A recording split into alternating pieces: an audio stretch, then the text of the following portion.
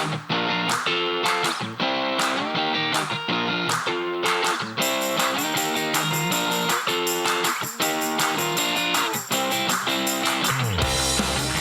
everybody, you are listening to Renewal Cast, a weekly podcast that features interviews, discussions, teaching on various biblical and theological subjects. And we do this because we believe that our minds are to be shaped and renewed by the life-giving and transforming Word of God through the power of the Holy Spirit.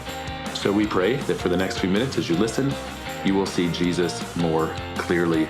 Today on the podcast, we have a guest with us. Dr. Darrell Bock is with us, and he is going to help us understand progressive dispensationalism. So last week we talked about classic dispensationalism, and this week we're going to talk about progressive dispensationalism. So we hope that you enjoy the show today.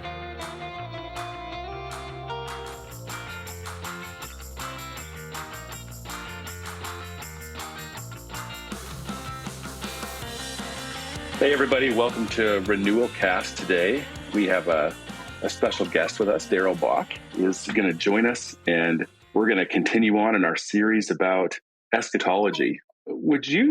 Thank you for joining us, by the way. We just really appreciate you taking some time and coming on and helping us and our listeners in our discussion about eschatology. It's my pleasure. Would you just take a few minutes and tell us a little bit about yourself and about your family and your ministry? We would really love to hear about you. Okay, well, I am Senior Research Professor of New Testament Studies at Dallas Theological Seminary, as well as Executive Director for Cultural Engagement at the Hendricks Center at the seminary. Been doing that for a little over a decade, host a podcast myself called The Table, so I know what it is to be on the other side of these questions. And I've been involved in basically New Testament study, Jewish backgrounds, gospel studies, particularly Luke, Acts, and historical Jesus for most of my career. I'm in my 41st year here at Dallas. I'm married, 3 grown children, 5 grandchildren, and I've been very blessed in the life that I've had. Yeah. One of the books that at least I'm using to help me is a book you edited, 3 Views on the Millennium and Beyond.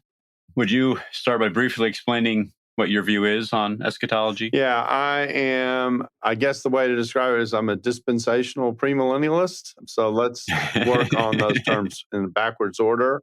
Premillennialism is the idea that Jesus will come back and establish a 1,000-year reign on the earth to complete the historical cycle that began with the call of Abraham in Genesis 12.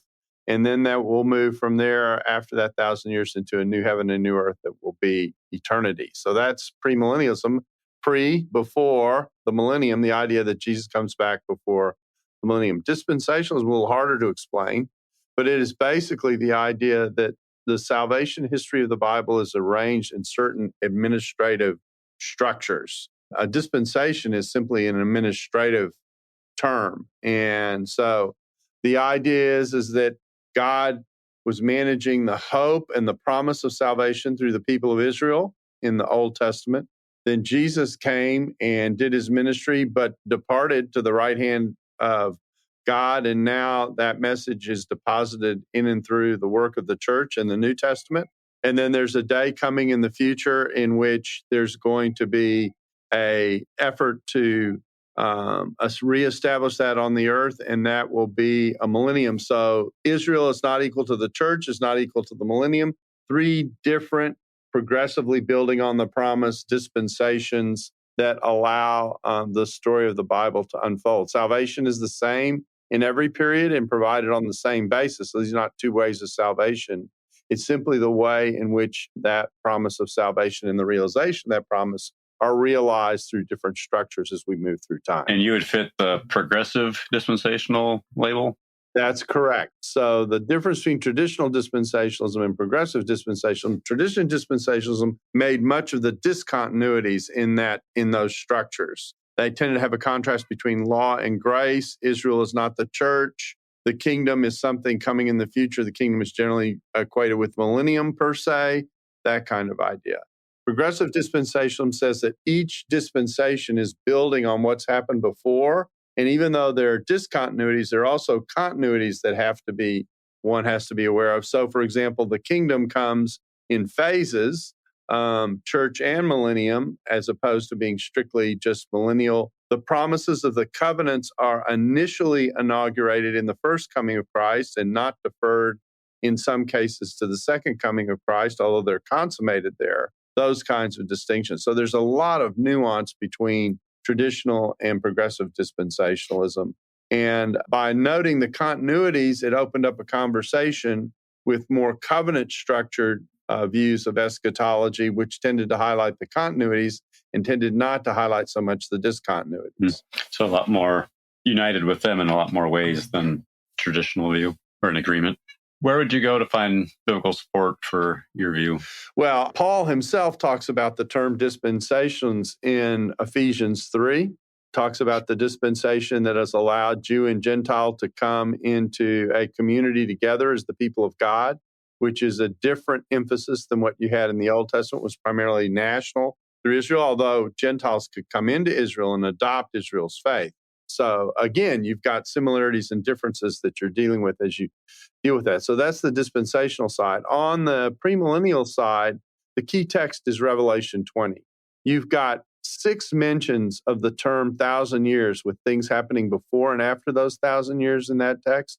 And if 1,000 years was just a way of saying a long time, I'm not sure you would say it 6 times in quite that way in the space of one chapter. So, and the genre of Revelation is important. It is a apocalyptic text.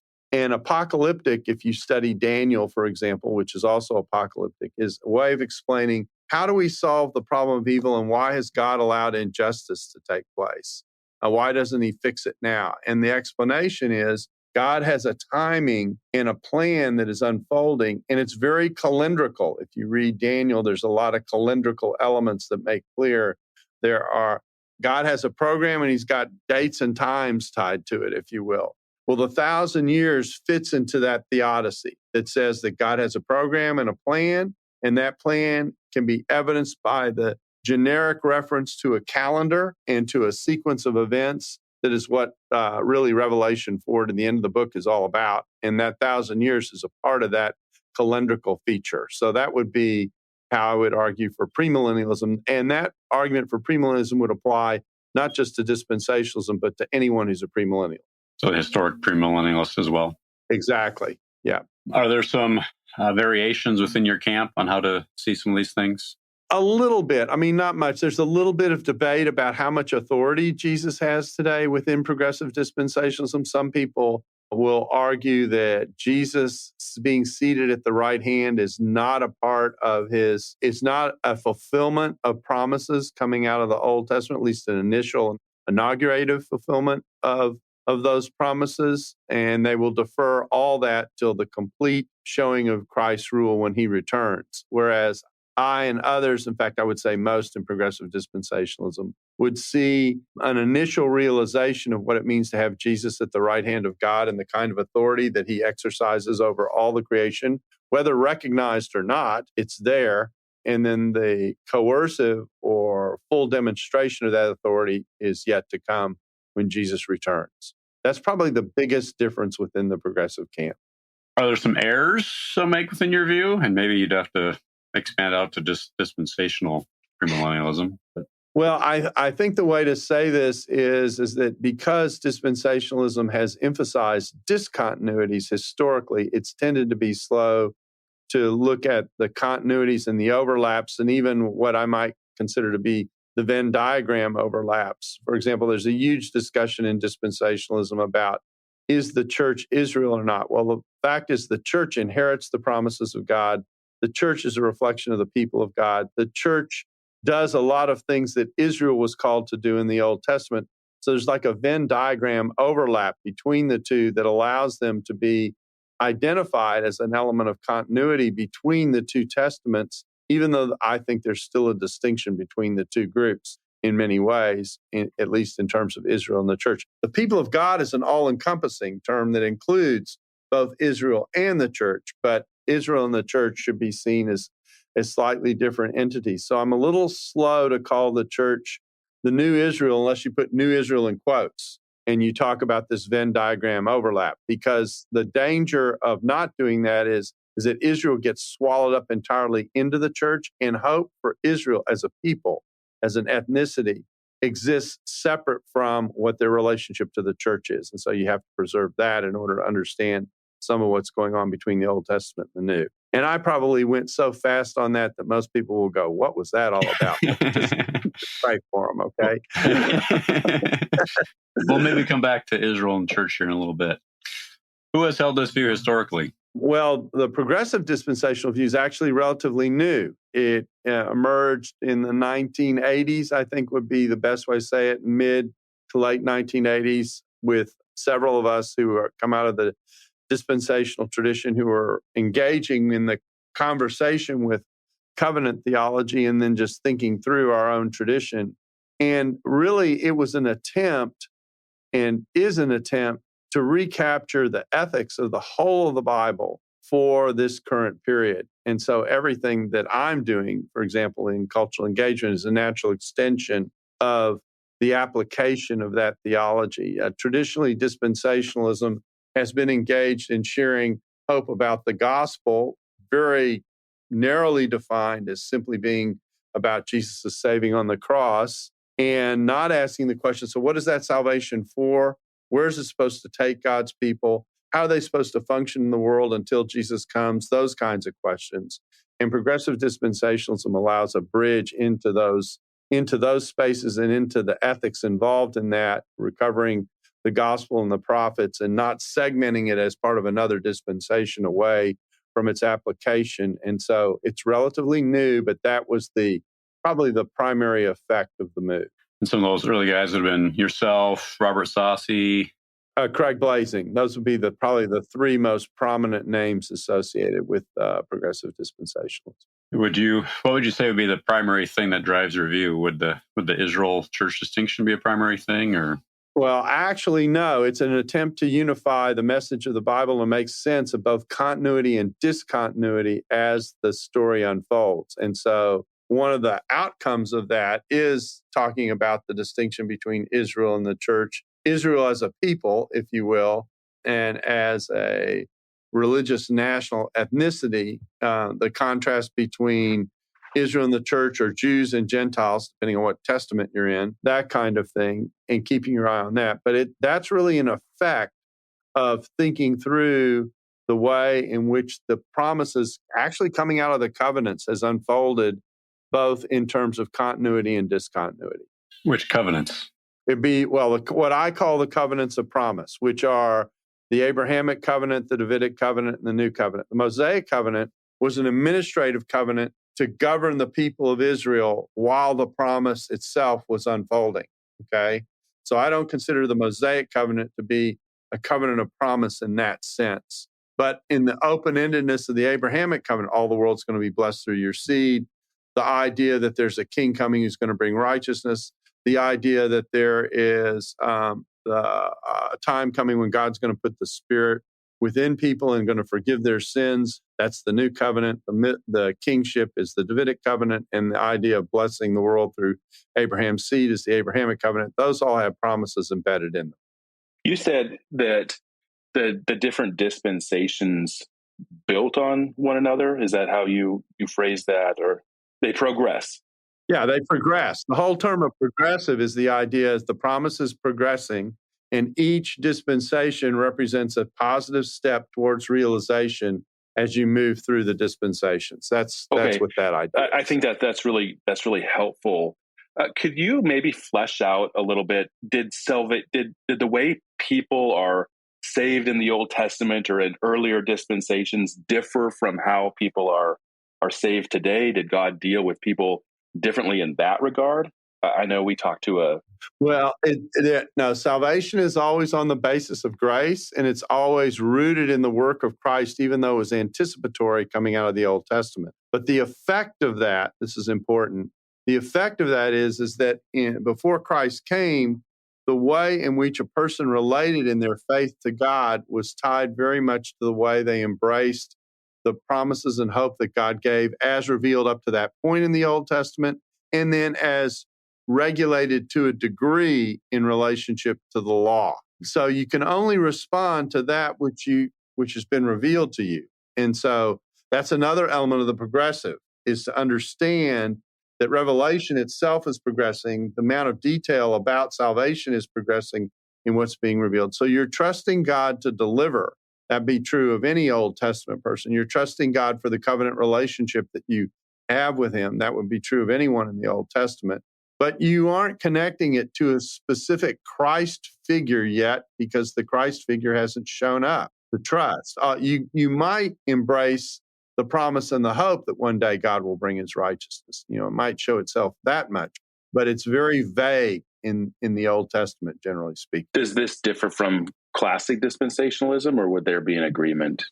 No, depends. The oldest form of dispensationalism tended to express itself along the way that left an impression. I'll say it this way, that left an impression there were two ways of salvation. And some people complained about this and challenged dispensationalism on that basis. I think the last two rounds of dispensationalism, I'm thinking about the kind of original dispensationalism, was called what we've called revised dispensationalism, progressive dispensationalism. Revised and progressives have said there's only been one way of salvation, but it is very much related to how much has been revealed at a given time in terms of where it is that your faith is still in God, and the work that underlies it is the work of Christ, whether it's retrospective or prospective. But what you're responding to is limited to what's been revealed. And so those are the elements, if you will, that go into the answer to that question. How do you see things in the future? Are sacrifices going to be reinstituted again? Are the temple built? Maybe talk about that just a little bit. Yeah, again, this is something that depends. This is probably one of the other areas that's in discussion among progressives as to whether you get a reinstitution of the temple with the full round of sacrifices, whether you get the reinstitution of a temple with a different set of rituals tied to it that aren't like what you see in the Old Testament, but are a representation of the consummation that Jesus brings, much like we have the Lord's table in the church to commemorate Jesus' death, something new, but something that looks back on what's been promised, something like that. Or then you have some people who say, we don't need that anymore. Christ is going to take care of it all. So I would say you have three views within progressive dispensation about how that's going to manifest itself in the future. When it comes to the book of Revelation, which is central in anybody's eschatological view, certainly there's different ways of approaching that book. A futurist reading, a preterist reading, and more of an idealistic or spiritual understanding of the book. Dispensationalists, all of them, would tend to approach the book of Revelation from a futuristic understanding. Is that correct? Sort of. Generally speaking, yes. But there is an approach to the book that is built around the way typology works in the Bible as a whole, in which a short-term event is a picture or a snapshot and a preview of what a longer-term event is going to look like in consummation to a greater degree, okay, what we call a typological reading, which allows for some mixture of preterism and futurism, even in a book like Revelation. And I think that what is happening, at least among some progressive dispensationalists, is a recognition of that kind of dimension in the book, which is generally speaking not been quite so prevalent in the way in which things work. I mean, the hard part here is to say when you get to a chapter like Revelation 17 and 18, where we're talking about how God is working against the world system that has existed, that world system is an extension of the world system as it was depicted in Daniel. And so whatever is the entity that represents the world at Jesus's return is going to be related to the way in which the world functioned in Daniel's time and the way in which the world functioned in anti-God ways in Daniel's time. And that continuity is not lost. And so Rome represents that entity in the time of the New Testament. And then whatever is around when Jesus comes back, whenever he comes back, will be that entity when Jesus comes back. And there's enough continuity between those two features to allow some give and take in terms of what's going on, although the resolution of that, obviously, for a dispensationalist is distinctively futuristic. Yeah, that's good. That's very helpful. Are there unfair caricatures of your position you'd like to address? Yeah, there's so many, I don't know where to start. But one of them is partially true, but certainly not true now. And that is the idea that dispensationalists were basically disengaged from being concerned about what was going on around them and were strictly futurist in their orientation. I think for older forms of dispensationalism, as an extension of the fundamentalist modernist controversy, when dispensationalism was a very important feature of the fundamentalist side of that conversation, that caricature is largely true, but it hasn't been true of dispensationalism, I would say, in the last 30, 40, even 50 years. And so when people blame what's going on in current evangelicalism on the disengagement of dispensationalists in the past, I think that's a vast oversimplification. The problem that exists in evangelicalism was the split that came as a result of the gospel and social gospel discussions between liberals and conservatives. And what I mean by that is that the fundamentalist modernist controversy, you had liberals come along and say, we like the ethics of Christianity, but we don't believe the theological story underneath it. And so we're going to concentrate on the ethics of where Christianity takes us, but we're not so interested in saving people or any of that. So there was a split between what I'll call engagement theology and gospel theology, what I sometimes call gospel, social gospel, and gospel. Conservatives looked at that split and said, you know what, we like that split, but we're going to flip it. We're not so interested in the side of engagement and those kinds of concerns because that's taking us off in a direction that moves us away from the gospel. We're going to highlight the gospel.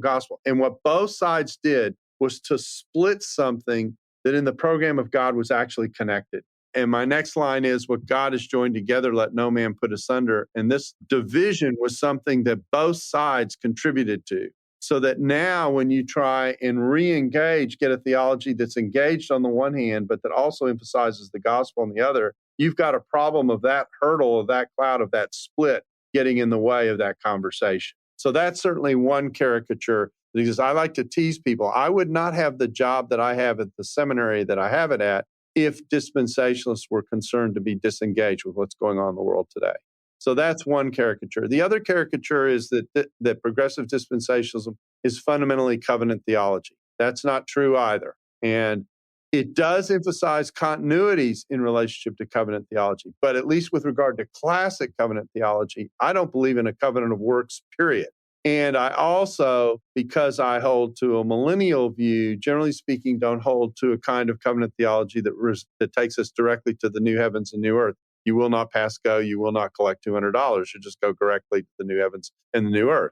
And so I don't hold that either. And in the 1990s, I spoke on virtually every covenant theology campus in the country, having this conversation in which I said, because they were very condescending towards me, well, if you just keep reading, you'll eventually come to our view. And I say, no, the way I see the millennium and the way I see Revelation 20, the way I see those 1,000 years, tells me I'm going to be premillennial until Christ shows up and we find out who's right. So, so that's that part of the conversation.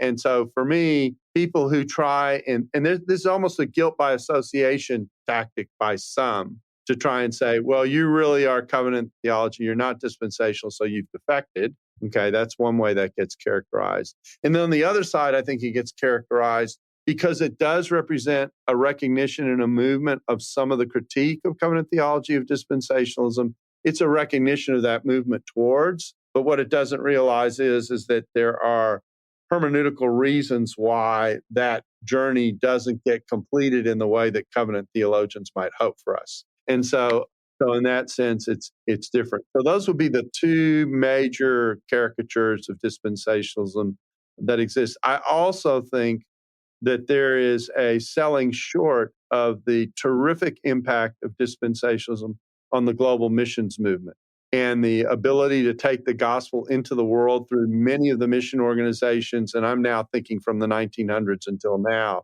Many of the people who are engaged in global missions in a significant way came out of a dispensational background because they were committed to the gospel, if you will, and taking the gospel into the world. And evangelicalism would not have its presence in the world if it weren't for dispensation. I was going to ask you if you affirmed the covenant of works or not, so that was good. Do you affirm a covenant of redemption? Well, I mean, it depends on what it means. The covenants that I affirm are the covenants that are named in the Bible, okay? These covenants of promise that we're talking about. So I don't like the idea of constructing a superstructure over those covenants. I prefer staying focused on what those covenants are and what they say. Now, does that lead to redemption? Absolutely, okay? But it's not a covenant redemption in that loose sense. Let me try it another way. I don't think I construct my theology based on a superstructure that has a decree in the background, okay?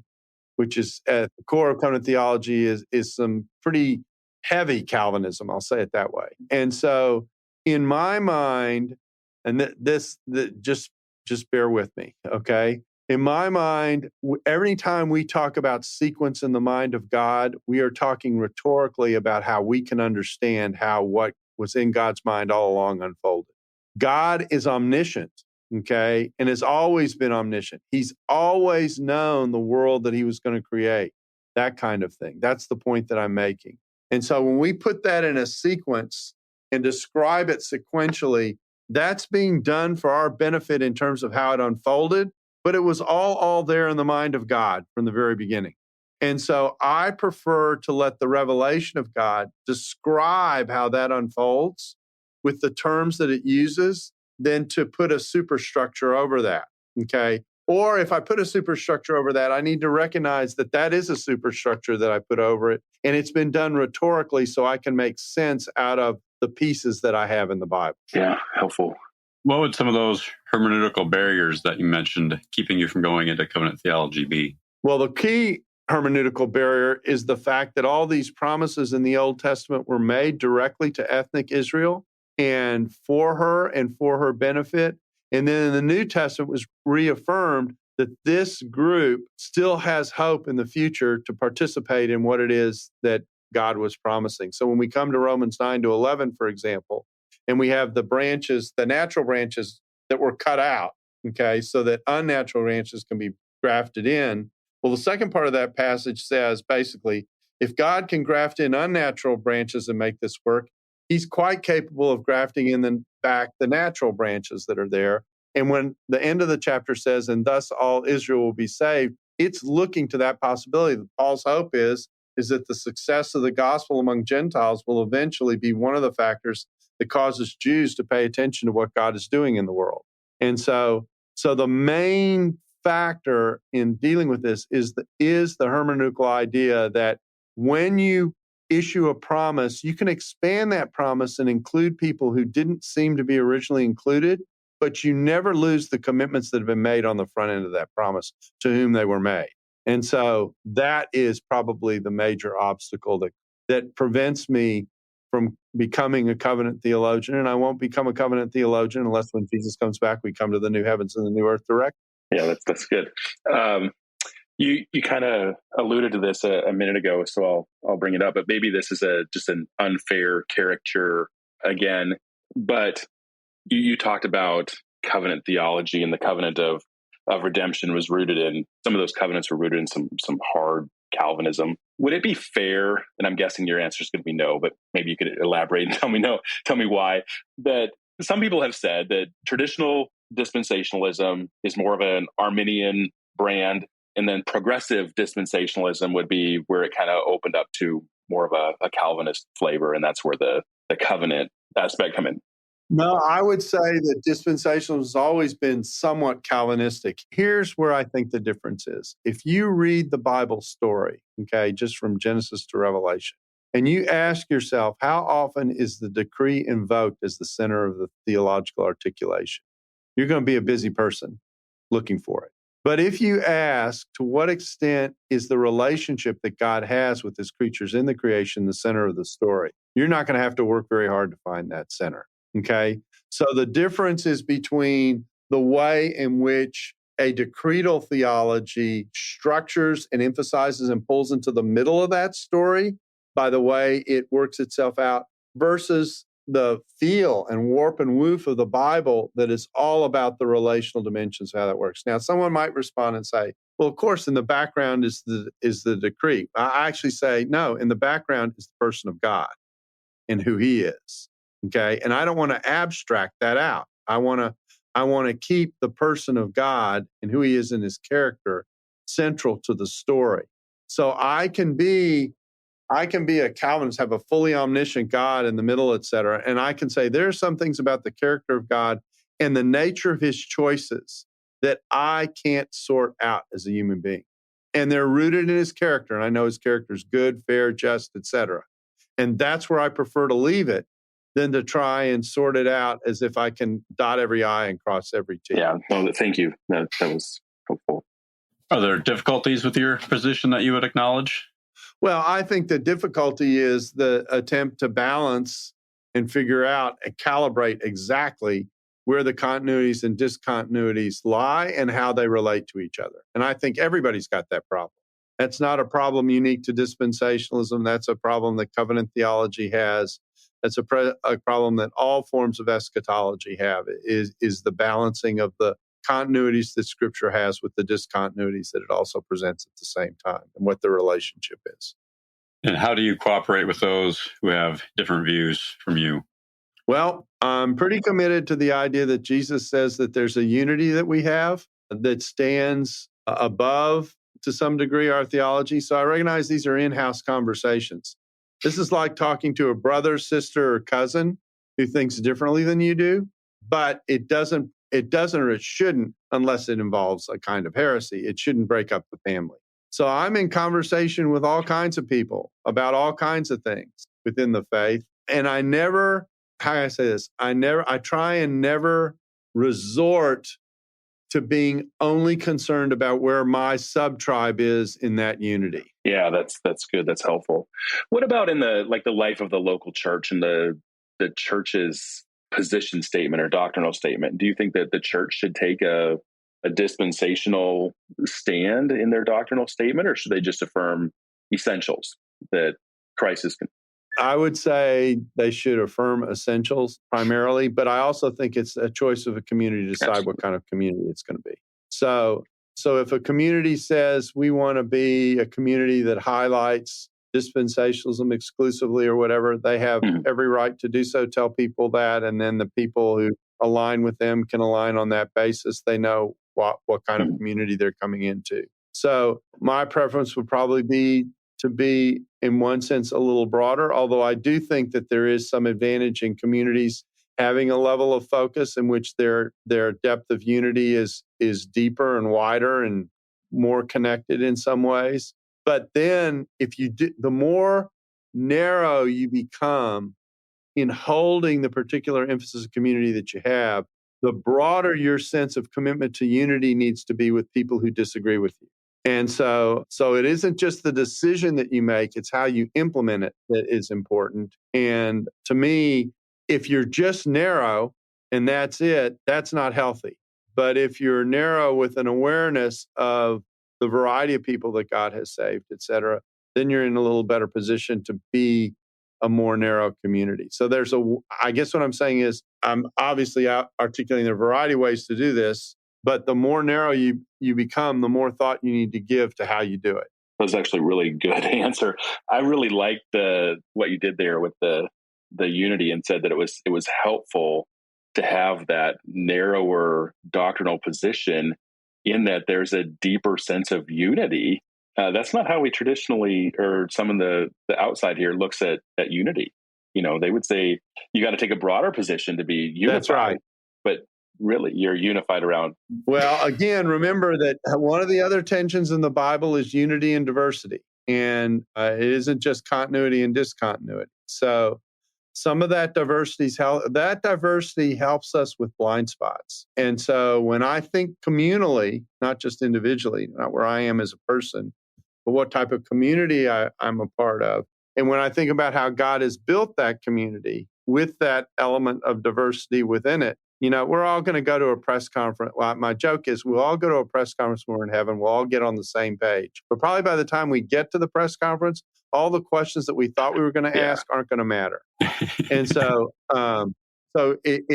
it's thinking through what it means to be part of the people of God in the broadest sense of that term on the one hand, and yet being aware of where you are personally in your own personal theological convictions on the other that you're trying to balance. And when someone disagrees with me, I don't see them. My first approach to them isn't to see them as a threat or that they're wrong. One of the questions I'm asking myself is, all right, is there a blind spot in the way that I'm seeing or thinking about the world around me that this person is raising that I need to pay attention? Yeah, I think you're exactly right. That the narrower we are on some of those issues, especially peripheral issues, I mean, we could, if we're not careful, we could cultivate a cage stage mentality where people go out and don't treat the other people right. Well, the reality is that Absolutely. Christians today need each other, regardless of their view on eschatology. I mean, that we just, the presence, what we sometimes focus on and give our energy to compared to what we ought to be focused on and ought to give our energy to. I'll just let people contemplate that. Well, thank you so much for joining us today. We really appreciated this conversation. We appreciate your time and helping us understand progressive dispensationalism. We needed to have this as part of our series, our overview. So thank you so much for that. Very helpful. Well, you guys are quite welcome, and I wish you all the best.